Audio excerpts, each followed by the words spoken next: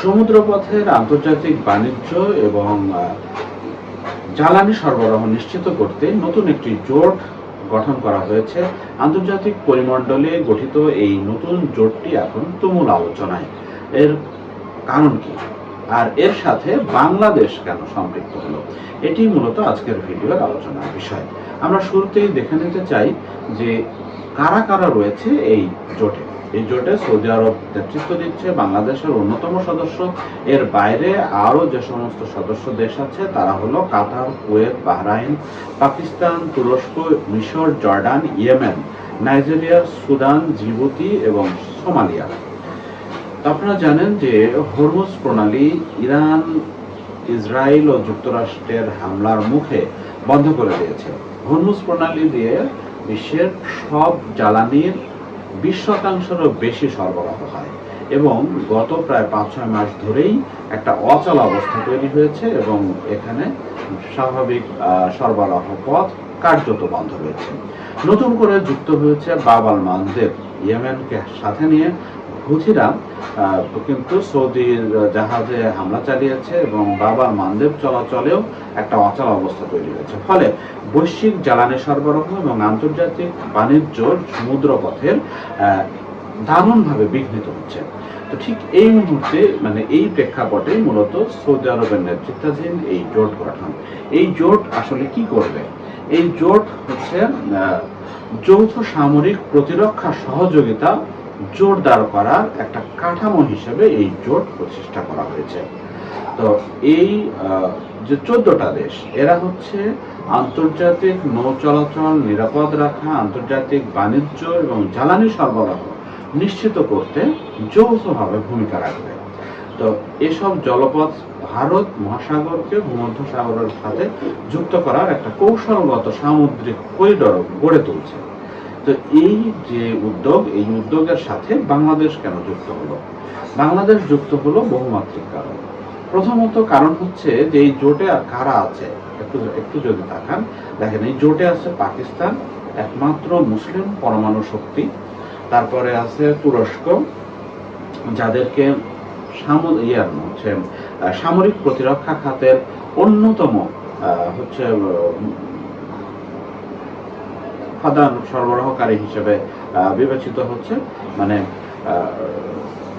সামরিক প্রতিরক্ষা খাতের অন্যতম গুরুত্ব বাড়িয়েছে মূলত তুর্কির ড্রোন, এই যে বাইরাক্তার TB2 বলেন, আর আরো কিছু তুর্কির ড্রোন শিল্পে যে অভূতপূর্ব উন্নয়ন, তো এটিও তুরস্ককে সামরিক খাতে একটা দারুণ মাইলেজ দিয়েছে, সুবিধা দিয়েছে এবং বিশ্বের বিভিন্ন দেশে এই তুর্কির ড্রোন ব্যবহার করা হয় সামরিক খাতে। তো এই যে পাকিস্তান, তুরস্ক, এর সাথে আছে সৌদি আরব এবং উপসাগরীয় সকল দেশ। তো উপসাগরীয় সকল দেশ, সৌদি আরব সহ উপসাগরীয় এই 4-5টা দেশের বাংলাদেশে শ্রমিক কাজ করে অন্তত 35 লাখ। তো এই 35 লাখের বেশি যে শ্রমিকের বাজার, রেমিটেন্সের যে প্রবাহ, এটি বাধাগ্রস্ত যাতে না হয়, তো এটি একটা নিশ্চিত করার একটা ব্যাপারও কিন্তু এই জোটে যোগ দেওয়ার অন্যতম কারণ হচ্ছে যে সৌদি আরব বা উপসাগরীয় দেশগুলোতে যদি এই বাংলাদেশি শ্রমিকদের কোনো ধরনের অসুবিধা, কোনো ধরনের সংকট তৈরি হয়, তাহলে বাংলাদেশের বাংলাদেশের মেরুদণ্ডে একটা আঘাত আসতে পারে। কারণ বাংলাদেশ যে অর্থনৈতিক ভিত্তির উপরে দাঁড়িয়ে আছে তার অন্যতম দুটি হলো গার্মেন্টস খাত এবং অভিবাসন শ্রমিক খাত, বিদেশি প্রবাসী শ্রমিক খাত, অর্থাৎ রেমিটেন্স। তো রেমিটেন্স একটা গুরুত্বপূর্ণ ফ্যাক্টর এখানে। আরেকটা ফ্যাক্টর হলো যেই আন্তর্জাতিক জলসীমা অচল হওয়ার প্রেক্ষাপটে এই জোট গঠনের উদ্যোগ, তো সেখানে কিন্তু বাংলাদেশের শুধু জ্বালানি সরবরাহ ক্ষেত্রেই বাংলাদেশের প্রয়োজন বিষয়টা তা না। ইউরোপে যে সমস্ত শিপমেন্ট গুলো যায়, আন্তর্জাতিক বাণিজ্যের রপ্তানি যেগুলো হয় বিশেষ করে পোশাক খাতে, সেগুলোরও কিন্তু একটা গুরুত্বপূর্ণ রুট কিন্তু এই ভারত মহাসাগর হয়ে ভূমধ্যসাগর বা হরমুজ প্রণালী এগুলো। তো ফলে এই সমুদ্র পথে রপ্তানির নির্বিঘ্ন করাটা একটা গুরুত্বপূর্ণ ব্যাপার। এর বাইরে সামরিক খাতে অভিজ্ঞতা বিনিময় এবং সামরিক খাতের উন্নতি। দেখেন, এই জোট মূলত সমুদ্র পথের নিরাপত্তা নিশ্চিত করবে। তো এই সমুদ্র পথে নিরাপত্তা নিশ্চিত করার ক্ষেত্রে যে বাহিনীটি কাজ করবে, তো সেখানে কিন্তু বাংলাদেশের অভিজ্ঞতা বিনিময় এবং বাংলাদেশের সম্পর্ক উন্নয়নের একটা মানে অভূতপূর্ব সুযোগ তৈরি হবে। ফলে বাংলাদেশ সামরিক খাতে যে মানে যদি আরো কিছু মানে সমৃদ্ধ হতে চায়, তাহলে এই জোটের মাধ্যমে দ্বিপাক্ষিক সম্পর্ক উন্নয়নের মাধ্যমে, এটা পাকিস্তানের সাথে হতে পারে, এটা তুরস্কের সাথে হতে পারে, এটা অন্য আরো দেশ বা এই জোটের সাথেও হতে পারে, যে বাংলাদেশ সামরিক খাতে কিছু মানে সহযোগিতা, এটা ট্রেনিং বলেন, এটা সামরিক সরঞ্জাম বলেন, এগুলো দিয়ে বাংলাদেশ একটু সমৃদ্ধ হবে। তো এই সুযোগগুলো কিন্তু তৈরি হবে। ফলে একদিকে অভিবাসী শ্রমিক, একদিকে রপ্তানি নির্বিঘ্ন করা, জ্বালানি, বাংলাদেশ একটা মানে জ্বালানি নির্ভর দেশ, বাংলাদেশের একমাত্র প্রাকৃতিক জ্বালানি গ্যাস, সেটিও কিন্তু ফুরিয়ে যাচ্ছে, তার সরবরাহ নির্বিঘ্ন নয়। ফলে আমরা দেখেছি যে কিভাবে লাইনে দাঁড়িয়ে ঘন্টার পর ঘন্টা বাংলাদেশের ফিল্ডিং স্টেশন, তেল পাম্পগুলোতে মানুষ অপেক্ষা করেছে জ্বালানি তেলের জন্য। মানে এই সংকট যদি প্রকট হয়, তাহলে এই ধরনের পরিস্থিতি কিন্তু তৈরি হবে। ফলে এখানেও বাংলাদেশের একটা মানে লাভ যুক্ত আছে।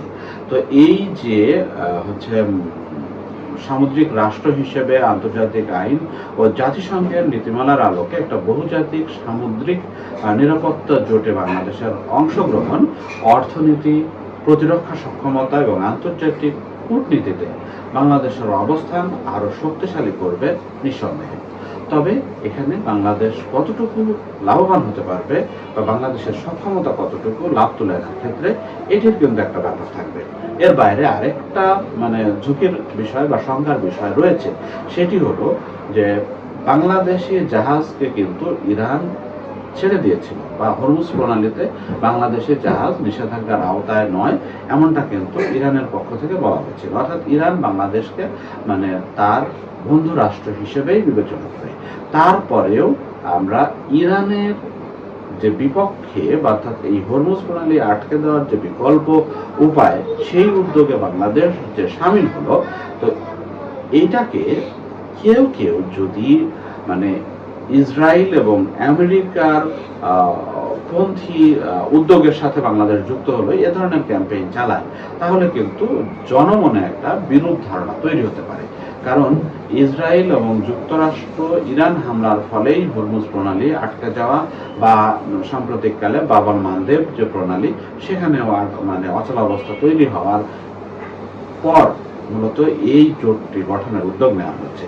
এখন এটি বলবার সুযোগ রয়েছে যে যুক্তরাষ্ট্র এবং ইসরায়েলের মানে সপক্ষে উদ্যোগ হিসেবে এই জোট গঠন, এটি বলবার কিন্তু সুযোগ রয়েছে।